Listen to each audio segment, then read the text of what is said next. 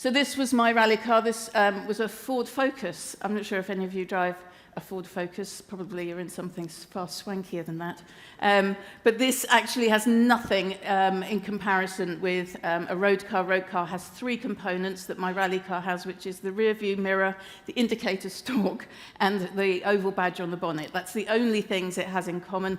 This is a really difficult car to drive. They're all left-hand drive and four-wheel drive. They have a sequential gearbox, clutchless gear changes. They hate being driven slowly. It's a flat-out or nothing sort of affair.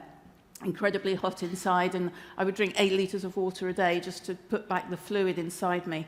And just on the top of the windscreen there, you see a little vent to let in the cold air to cool us down, which is absolutely useless. It never worked. But the number plate for me is the bit that excites me, so it won't mean anything to anybody that didn't want to be a rally driver, because S9 FMC meant the little girl who was 6, who saw rally cars on TV and had a dream to be a rally driver, got to drive for Ford Motor Company. And but before I had a chance to do that, somebody said, no, you need to come and climb another of the world's 7 summits, Kilimanjaro. Well, Africa's my favorite country in the whole world, so how could I possibly say no? But my friend was Sally Orange. She does everything dressed as fruit. In this instance, she has a real zest for life. So adversity can be really, really useful. It builds resilience and it builds confidence. My background drove me to succeed and to prove myself. I desperately wanted to win. I wanted to be elite. I wanted to be noticed. I wanted to be special. It wasn't easy. It's easy to show you a picture of success. But of course, all the hard work, as you know, goes on behind the scenes, and champions are made when no one is looking. I mentioned communication. People lose hope, they lose trust, they lose purpose without direction. People need to feel connected and part of a shared mission, and without that they do lose motivation and they do lose energy. People, you need leaders who look or appear to be in control, who talk regularly about the business, where it's heading and why you're doing what you're doing. People will work really hard and get really excited when they're inspired to follow their leader's vision. They need clarity of the vision, and that comes from really clear communication. In a rally car, this is how we'd communicate. We used pace notes, which is a description of the road my co-driver would read to me as I was driving. And she'd say 100, meaning 100 meters, right 7 over a crest into a left 4 that tightens. What she was doing was reading a description of the road really quickly. It was exceptional communication. We talked the same language. We understood what we were saying. We shared the same aim. We were committed. We were focused. We were confident. I trusted what she told me. She trusted me.